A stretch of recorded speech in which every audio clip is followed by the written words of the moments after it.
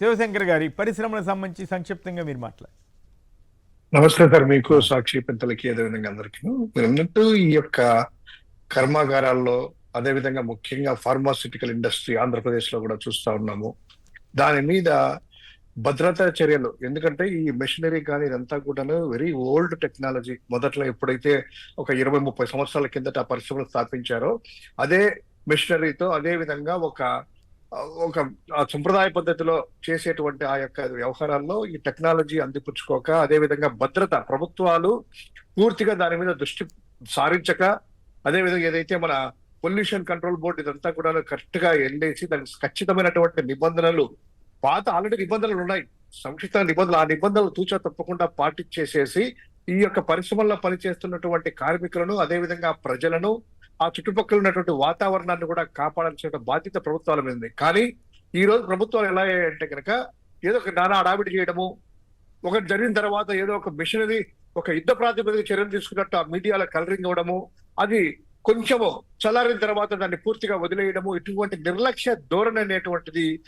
స్పష్టంగా మన ఆంధ్రాలో చూసాము, తెలంగాణలో కూడా ఈరోజు చూస్తా ఉన్నాము.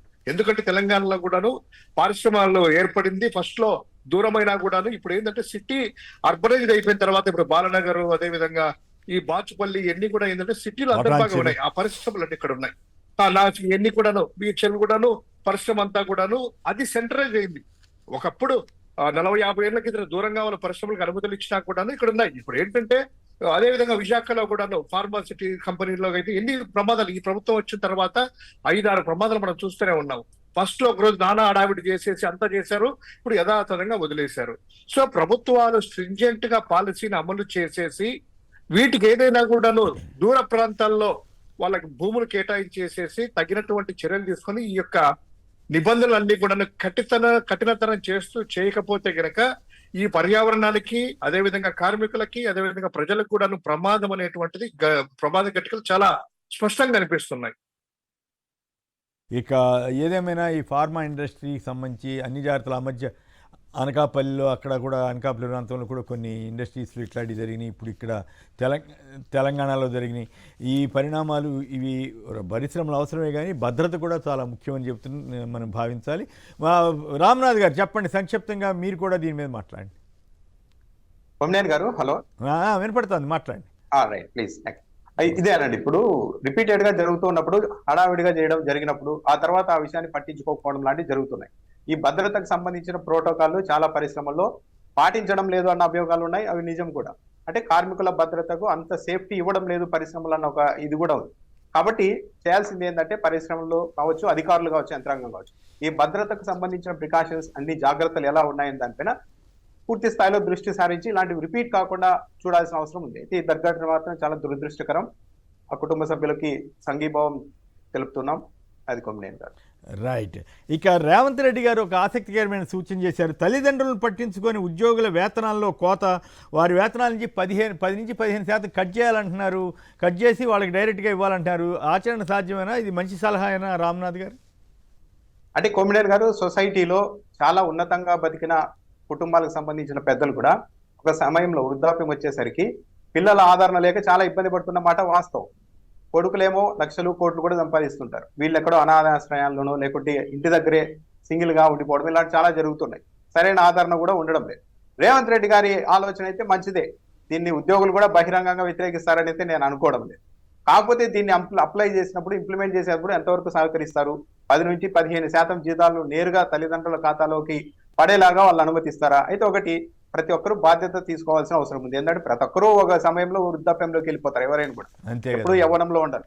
కాబట్టి ఇది అందరికీ రక్షణ కల్పించేది. రేపు ప్రొద్దున ఈ రోజు అంగీకరిస్తే వీళ్ళకు కూడా రేపు ప్రొద్దున అది మంచిగానే ఉంటుంది.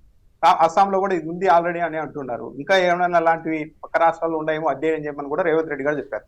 రేవంత్ రెడ్డి గారి ఆలోచన అయితే చాలా మంచి ఆలోచనే. తల్లిదండ్రులకి 10-15% ఇవ్వలేకపోతే ఇక పిల్లలు వాళ్ళు ఎందుకు అసలు? కాబట్టి దీన్ని ఎలా ఇంప్లిమెంట్ చేస్తారో నిజంగానే ఉద్యోగ సంఘాలు మనస్ఫూర్తిగా దీన్ని స్వాగతిస్తాయా, సాధ్యం అవుతుందా అనేది కొంచెం చూడాల్సి ఉంటుందేమో బహుశా. అంటే ఉద్యోగులంతా అంగీకరించినప్పుడు ఇంకా టెక్నికల్ గా దీనికన్నా ఏం ఉండదు. ఎవరైనా అడ్డుపడితే అలాంటివన్నీ తెర మీదకి వస్తాయి. మరి అలాంటిది లేకుండా ఉంటే కొంతమంది వాళ్ళ అకౌంట్లోకి వెళ్ళిన తర్వాత కూడా లాగేసుకోవచ్చు కూడా, అటువంటి వాళ్ళు కూడా ఉండొచ్చు. ఇంకా దుర్మార్గులు అనే వాళ్ళు ఇంకా పరాకాష్ఠలో ఉన్న వాళ్ళు ఎక్కడైనా ఉంటారు. మామూలుగా వృద్ధాప్య పింఛన్లలో కూడా లాగేసుకుంటున్న వాళ్ళు కూడా ఉంటారు. వృద్ధాప్య పెన్షన్ కూడా పాపం కొంతమంది మీద గొడవ దౌర్జన్యాలు కూడా జరుగుతున్నట్టు వార్తలు వచ్చినాయి కదా. అంటే వృద్ధాప్యంలో చాలా మంది యంగెస్ట్ పీపుల్ ఖర్చు చేసినట్టుగా వాళ్ళు చేయరు. అవును, వృద్ధాప్యం పెరిగే కొద్దీ చాలా ఎక్కువగా ఇంకా పొదుపు చేసుకుంటూ ఉంటారు. అవును. దానివల్ల పల్లెల్లో చాలా మంది వృద్ధుల వద్ద డబ్బులు చాలా ఎక్కువగా ఉంటున్నాయి. దానికోసం విపరీతమైన ఒత్తిడి పిల్లల నుంచి ఉన్నమాట కూడా వాస్తవం. వాస్తవం. ఇదంతా ఒక ఇబ్బందికరమైన పరిస్థితి. ఈ పరిస్థితుల నుండి వృద్ధుల్ని రక్షించాల్సిన అవసరం అయితే ప్రభుత్వం మీద ఉంది. రైట్. శివశంకర్, మీరు కూడా ఏమన్నా సంక్షిప్తంగా కామెంట్ చేస్తారా? సార్, ఇలాంటి నిర్ణయాలు అనేటువంటిది మంచి నిర్ణయాలే, కానీ టెక్నికల్ గా లీగల్ గా అనేటువంటిది ఎవరు కూడా ఫోర్స్ చేసేటువంటి పరిస్థితులు లేవు. అది ఒక అవేర్నెస్. తనకు తానుగా మనం బాధ్యత గుర్తించి మనం కూడా వృద్ధాపంలోకి వెళ్తాము, మన పిల్లలు కూడా చూసుకోవాలనేటువంటి ఒక మోరల్ థియరీ అనేటువంటిది ఫాలో కావాలి. అదే విధంగా గత ప్రభుత్వాలు, అనేక ప్రభుత్వాలు చెప్తా ఉంటాయి, స్కూళ్ళల్లో కూడా ప్రభుత్వ ఉద్యోగులు తప్పకుండా ప్రభుత్వ స్కూళ్ళలోనే వాళ్ళ పిల్లలను చదివించాలి అనేటువంటిది. అంటే చెప్పడానికి బాగుంటాయి కానీ ఆచరణ సాధ్యంలో అనేటువంటిది కాదు. ఒక అవేర్నెస్ క్రియేట్ చేయాలి. అదే విధంగా తనకు తానుగా ఎప్పుడైనా బాధ్యత గుర్తించిన రోజే ఇవి ఆ పెద్దలకు అనేటువంటిది ఉంటది. చూస్తున్నా మీరు అన్నట్టు పెన్షన్ డబ్బులు కూడా చేతిలో పెట్టుకుంటే చాలా మంది తల్లిదండ్రులను చంపినటువంటి ఘాతకాలు కూడా, డబ్బుల కోసం తల్లిని కొట్టడము, ఆస్తి కోసం తండ్రిని చంపడాలు, అన్నదమ్ములను చంపడాలు. అంటే మానవ సంబంధాలన్నీ కూడాను ఆర్థిక సంబంధాలు అయ్యాయి తప్ప ఇవన్నీ కూడాను మానవతా కోణంలో అనేటువంటిది లేదు సార్ ఈ రోజు రేపు.